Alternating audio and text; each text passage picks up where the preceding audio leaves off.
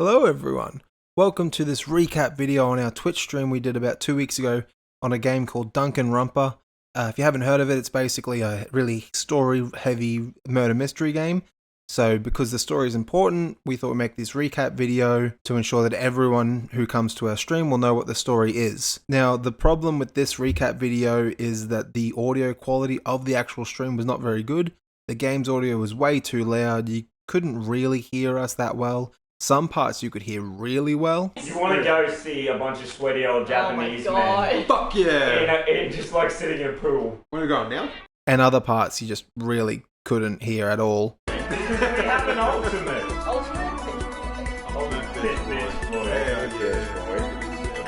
Sometimes PlayStation notification kept getting blocked on our screen, so it just came up as a giant big black box on the recording. We're going to fix that for our next stream, which should be Sunday the 11th of April. So instead we are going to make this recap video, which will just be me talking and a bunch of pictures of our streams. And the next one will be a cut down version of the stream. So I hope you like it. Let's set the scene for the stream. One Sunday afternoon, Jordan and Aaron thought it would be a good idea to start playing Danganronpa, a game lent to them by their friend Rachel. Rachel had almost completed the game, but could not because of her current situation. We invited her to our stream so that she could watch us and also be our walking encyclopedia on the game. Jordan's brother Lachlan also wanted to watch the game, so he was there to increase the number of funny jokes. They started up a new game, and for some reason, Jordan thought it would be a good idea to set the logic difficulty and the action difficulty to mean. He really wanted to get bullied by this game. Okay, enough of that weird voice. So basically at the very start, there's this really weird intro of a kid strapped to a chair, and there's this weird bear thing that hits a button and sends him into space. It almost reaches some of the planets, and then it just starts falling. And then once the bear's shit rocket, because you know, it's shit, crashed, the body just sort of fell out as a skeleton, and then Lachlan made a joke about that rocket ship making it further than Apollo 11. So there's this high school called Hope's Peak Academy. It's a high school for those that are truly elite in their field. These people are going to be known as the Ultimates. Some of the examples that we can say are Ultimate Pop Sensation, Ultimate Baseball Star, Ultimate Fashionista, Ultimate Biker Gang Leader, and us, the Ultimate Fuckboy. Our name's Makoto. Rachel told us that we are going to, be shit. Be the ultimate fuckboy, be the ultimate fucking idiot, be the ultimate doofus. Just a couple of our ultimates, because apparently we have none. But we've been chosen in a random lottery to join the school as a kid with no ultimate. So after standing at the front of the school and talking to ourselves for like 30 minutes, we finally entered the school. Apparently we're not very cut out for school, because we immediately had to take a nap. We woke up in a classroom. Jordan kept investigating everything in the room, including 5 different security cameras and 4 different TVs. Eventually, Jordan stopped checking useless shit and let us go to the lobby, and that's where we found all 13 of Rachel's wives. Oh, and some other dude named Bukake. There was this giant metal door with huge guns in front of it protecting it, and that's where Jordan thinks the ultimate toaster is being kept. You know, for whoever graduates the school. They get the ultimate toaster. It makes sense to some people. So in the stream, it took us 21 minutes to do the introductions to every character. Since I don't want this video to be an hour long, I'm going to try and recap all of their introductions in 90 seconds. Hifumi. Aaron and Lachlan basically just spent 5 minutes calling him fat. Leon, he basically just wants to be a singer and doesn't want to play sports anymore. Sayaka, she has really good intuition. We were about to share secrets before Admiral Douchebag interrupted. Kiyotaka, or as Jordan will be referring to him as, Admiral Douchebag. Toko, she seems very anxious and has a lot of self-confidence issues. Aoi, her nicknames include Hina, Aaron's wife, and Rachel's wife. Makoto was a dick to her, now Aaron wants to punch Makoto, as well as Rachel. They both want to punch him. Chihiro, Makoto made her cry. Now Aaron wants to punch him because he revealed that Chihiro is also his mistress. Kyoko, she told us her name. That's literally it. Junko, Makoto basically said that this stunning person looked better on magazines. You know, like a fucking dick. Mondo. He swears more than Aaron and Jordan combined. Can't decide whether to make a joke about his hair looking like bread or corn. Celestia. She'd prefer that we call her Celeste. Apparently, Aaron's chosen Celeste to be another mistress of his. Makoto asked why she didn't have a more Japanese-sounding name. Then Jordan tried to make a Mean Girls reference and fucked it up royally. Yasuhiro. His nicknames are Hero or Clairvoyant. He seems as thick as the Great Wall of China. Byakuya. He's a rich bitch. Rachel said that everyone either hates him or wants to fuck him. Jordan immediately forgot his name, and it's also really hard to say, so he immediately started calling him Bukake instead. Sakura. Aaron, Lachlan, and Makoto all thought that she was a guy. Sakura was instantly Jordan's favourite. We all discussed what had happened and how we ended up in this strange room. Hiro kept telling us that things were perfectly fine and it was all just part of orientation. All of a sudden, a shadowy figure appeared on all the TVs, and it basically told us to just go to the gym. When we entered the gym, we were met with this teddy bear. Monokuma. Then he made an awfully large amount of bear puns for someone who isn't a bear. And then he explained what we were all doing there. We were trapped, unable to leave, and we had to live out the rest of our days as a happy little community. But there was one twist. If someone was to disrupt the harmony by killing, they could leave. Celeste immediately turned around and stabbed Hiro. Then Monokuma said, "You also have to get away with it, otherwise you'll be executed." We all spent about 2 seconds investigating Hiro's death, and then executed Celeste. Okay, that didn't really happen, but we joked about what would happen if someone did straight up just kill another person before Monokuma actually explained the trials and how they worked. It probably would have gone exactly like that. Mondo, being the hothead he is, grabbed Monokuma and started shaking him. This made Monokuma so angry he started to swear, and every time he swore, there was a beeping sound. Then he started speaking faster and faster, and the beeping started getting faster and faster.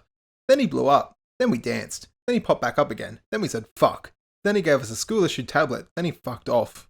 After giving us the school tablets, he mentioned that there were rules, and Mondo broke one of them. That's why he blew up, and it was like a warning sign. Because Mondo broke the rule, no violence against Headmaster Monokuma. And he said that next time we break a rule, we won't be so lucky. There's a bunch of other rules, but I'll explain them as they actually impact the story. And that's the end of the prologue. We were treated to this really cool intro. The intro is probably on YouTube, so we'll just skip that in the recap. After the intro, we argued about what we should do next. Jordan wanted everyone to stay together while we investigated the school. But no, Bukake wanted to split up and search for clues. The dickhead wanted to go alone and get murdered by someone. Mondo didn't think that was a good idea and was trying to let Bukake know about it. Makoto tried to calm Mondo down, but then he got really sleepy all of a sudden. The next thing, we woke up in our room, where Jordan had to look at everything in the room. And I mean everything. A quick recap of what we found. We found a note stuck to the wall that said the boys get toolkits and the girls get sewing kits. Sexist much, Monokuma. We discovered that all the dorm rooms are identical except for the girls' rooms, which have bathrooms with locks. The dorm room doors at the front all have locks that can't be tampered with or lockpicked, and the water gets turned off at night time. We found our sealed toolkit in the desk.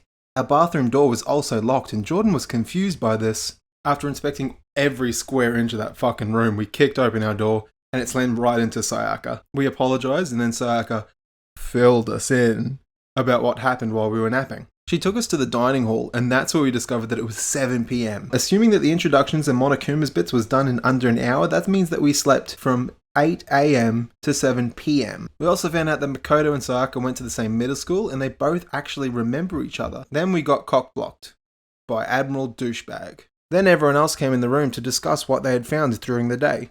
Jordan counted and realized that there were only 14 people in the dining room. Oh god, it was Kyoko. She isn't here. Oh god, we couldn't open our bathroom door either. Oh no, oh god, she must have been killed. Oh shit, she would have been placed in our bathroom then, and that's why our door couldn't open. Oh, it all makes sense. Oh god, she must be dead. Oh, there she is.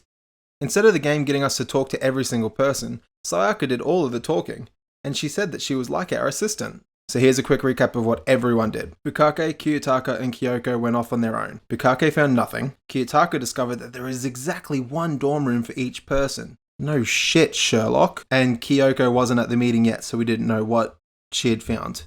Leon, Hiro, Junko, and Chihiro all grouped up and they tried to find a window that they could open. Probably because Hiro farted. Wait, what was that? Oh, to get out? Oh yeah, that makes more sense. Junko and Chihiro said that they discovered that the rooms were completely soundproof. I wonder how they found that one out. They couldn't find an open window and they couldn't open any of the other windows, and that made Chihiro cry. Hina, Sakura, and Mondo teamed up, and they tried to open the door in the main lobby that was hiding the ultimate toaster. Mondo claimed that it was him and Sakura that tried to open it, but we all know that Sakura did most of the work. They also found stairs that were blocked off, meaning that there must be a second floor that we can't get to yet. And lastly, Celeste, Toko, and Hifumi all joined up. Well, they didn't really join up, they just stayed in the gym and just did nothing. Junko was mad at them for that. Toko was mad that no one invited her to join them. Junko said that she should have just asked to join someone. And then Toko called Junko a dirty slut. And lastly, Sayaka spent the day looking around the kitchen. She found a kitchen with a fridge that gets restocked every day. At least that's what Monokuma said. Then we talked about why Monokuma would just show up and talk to Sayaka about that. And then Hina asked if Sayaka was okay, like Monokuma didn't try to eat her or anything. And then Jordan misclicked and missed Hifumi making a very dirty joke. After they grilled Hifumi for his bad taste and jokes, Kyoko walked in the door, and it led to this great line from Jordan. Oh, it is her. Okay, you're not dead. Then what the fuck is in my bathroom? She dropped a map on the table, which proves that they are in Hope's Peak Academy, but it had some strange renovations to it. So now we don't know whether this is Hope's Peak Academy with some modifications, or whether someone's redesigned and rebuilt this place to look like Hope's Peak Academy. And then Rachel fully explained where all the other students were and all the staff is, and it ruined the entire game for us. No, she didn't actually do that, but we wanted to. We wanted her to, and we all joked about it. So I'll talk about the nighttime rules now. So certain areas at nighttime are out of bounds. There's a rule that says we must sleep only in the dorm rooms, and we also made an official rule as a group that says no one should leave their room at nighttime. Celeste then left to have a shower before the water got cut off, to which the boys replied, We need a shower too. With you. We checked the bathroom one more time before going to bed, and Monokuma appeared and told us that our door wasn't locked, but the door frame was just broken and all we had to do was lift up the doorknob while trying to open it. How did we not think of that? And ours is the only room that does that for some reason. Then we slept like a baby, as if we didn't just waste the entire day being unconscious. So the next day we hung out with Sayaka for most of it, and she wanted to go to find a weapon, and she thought she saw one in the gym. Apparently in this game, people don't walk around, they teleport to different places. This led to Jordan every single time making this hilarious joke. Talking about, nope, I don't have a clue. He's shipping us. Oh, Sayaka, where you go? I was just telling... Hang on. I was just telling you before you rudely walked away, that he was shipping us. Okay, bye, see you at the gym. Once we got to the gym, we found this really cool sword, and we went to pick it up, but we got gold shit all over our hands. We basically just stole the sword and had long D&Ms with Sayaka right there in the gym about her family and her childhood, and then she cooked us lunch. Then we were allowed to have free time. In this game, free time is basically a mechanic to help us deepen our friendships with people, and this can unlock information and different skills. The game says we can also just skip free time by just napping in our bed, being antisocial and shit, so fun. We tried to have free time with a bunch of other different people, but the game forced us to have it with Sayaka. Weird. In this free time, we just talked about going to the same school, and interactions at school, and we tried to give a gift, but Jordan didn't buy any, so she left empty-handed. And that was the whole day, 7 a.m. till 10 p.m.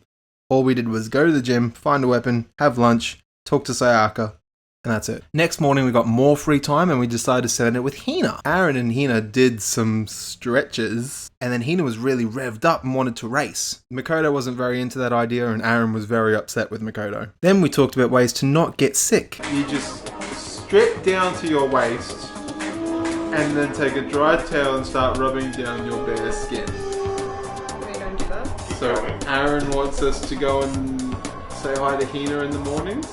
You want? After hanging out with Hina, we went to the shop and bought a shit ton of presents, so everyone will like us and probably, hopefully, not kill us. Then we spent the afternoon free time with Sakura. We gave her a small light because Jordan didn't know what else to give her, and then we got a bunch of backstory about her father as her training coach and how it's her destiny to fight. And apparently talking to Hina and Sakura again took all the hours from 7 a.m. till 10 p.m, so we had to go to bed again. The next day we were rudely awakened by Admiral Douchebag, and he told us that we need to go and eat breakfast at a normal time with the rest of the family.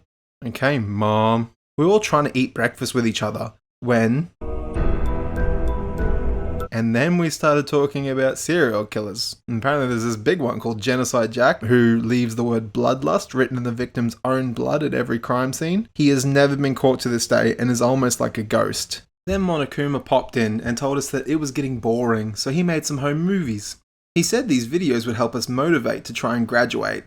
So that's not good. The group immediately nominated Makoto to go and find these videos, and then Sayaka asked to come with. We immediately went to the AV room without checking anywhere else.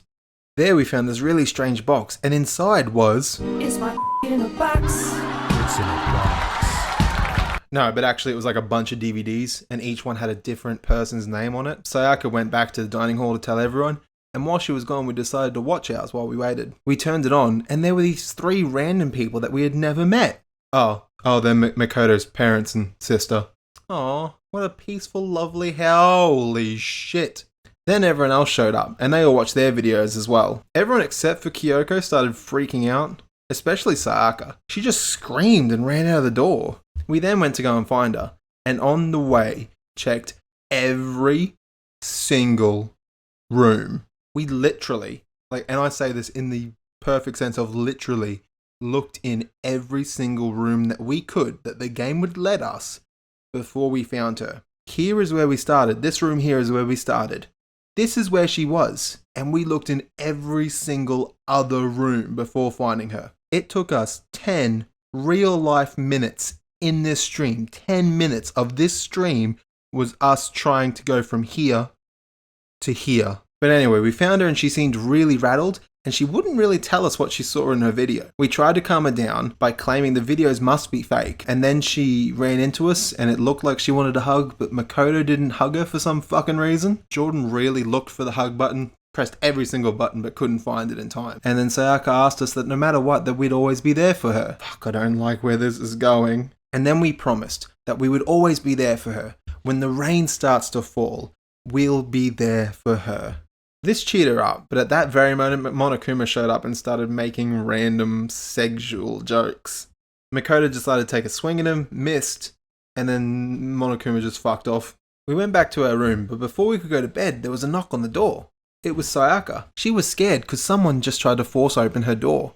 They grabbed the door and tried to shake it really hard and open it. If the door had been unlocked, she might have been murdered. Whew, that's a close one. She was really frightened and couldn't sleep in her room. So Makoto asked if she wanted to stay in his room tonight, and reminded her of the rule phrasing and how it doesn't actually state which dorm room you have to stay in. She agreed that she liked the idea. Yeah, fuck yeah, it's booty time, it's booty time. No, we meant swap rooms too.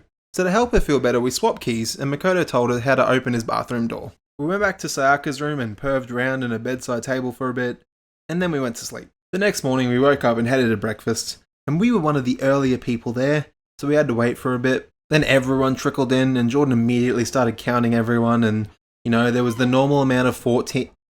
Wait, 14. Wait, who's missing? Oh, it's Sayaka. Her alarm probably just didn't go off. I'll go and check on her.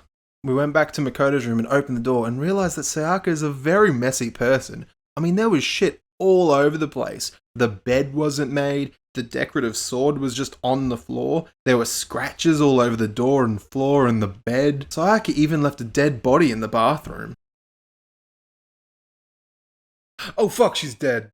We were so shocked at seeing Sayaka's body that we just had to have a nap right there and then on the floor. And when we woke up, we were in the gym. In the gym, everyone blamed Monokuma for the death, even though he clearly had nothing to do with it. Monokuma then stated that one of us killed Sayaka and we must try and find and convict the murder to stop them from graduating. Junko started questioning why we should even try and solve the murder, Like, why waste time? She didn't really want to participate. So then Junko and Monokuma got into a big screaming match, and then Monokuma just started running at her. Junko just easily kicked him and decked him and stood on his face. And apparently this constitutes violence against the headmaster. But instead of getting punished, Junko got rewarded with these really cool spears. There was 15 of them. She was so happy that she just collapsed on the floor out of excitement.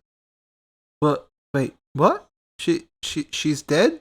But she's napping! How can she be dead if she's napping? I'm okay. I'm okay. This game sucks. I'm okay.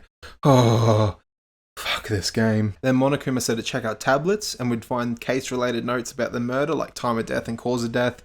And then after taking a few seconds to accept what actually just happened, Jordan began talking to people trying to get their alibis. But no one wanted to talk to Makoto, so while Jordan was just clicking on everyone trying to get someone to say something, he accidentally clicked on another fucking security camera.